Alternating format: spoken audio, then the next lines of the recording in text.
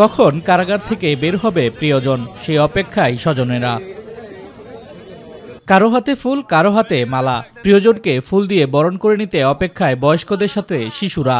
অনেকেই জন্মের পর প্রথম দেখবে দাদা নানাকে, আবার কাউকে 3 মাস বয়সী রেখে বাবা কারাবরণ করায় এক প্রকার এতিমের মতো কেটেছে দীর্ঘ প্রায় 16 বছর। কষ্টের দিনকাল গেছে, এখন বাবাকে পাবো, অনেক খুশি।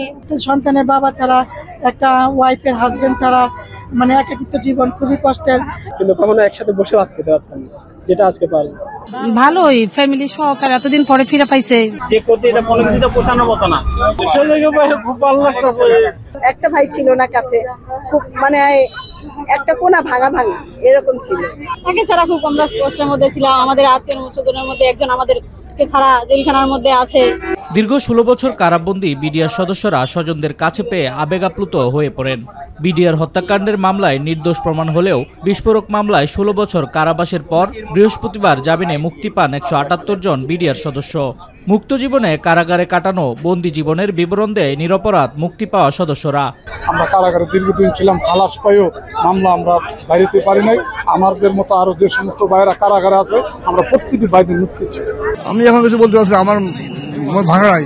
এইভাবে আমি কোনোদিন ছুঁয়ে দেখিনি বাচ্চাকে। আমাদের দেশপ্রেমী অফিসার শহীদ হয়েছেন, তাদের স্মরণ করছি, তাদের আত্মার মাগফিরাত কামনা করছি।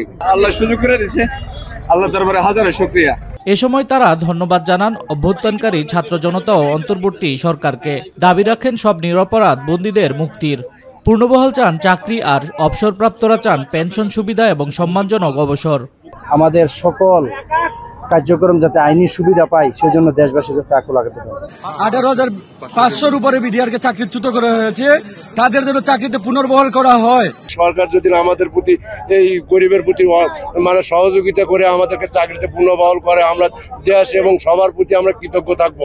বিস্ফোরক মামলায় জামিন পেয়ে ঢাকার কেন্দ্রীয় কারাগার থেকে 41 এবং গাজীপুরের কাশিমপুর কারাগার থেকে 137 জন বিডিআর সদস্য মুক্তি পান।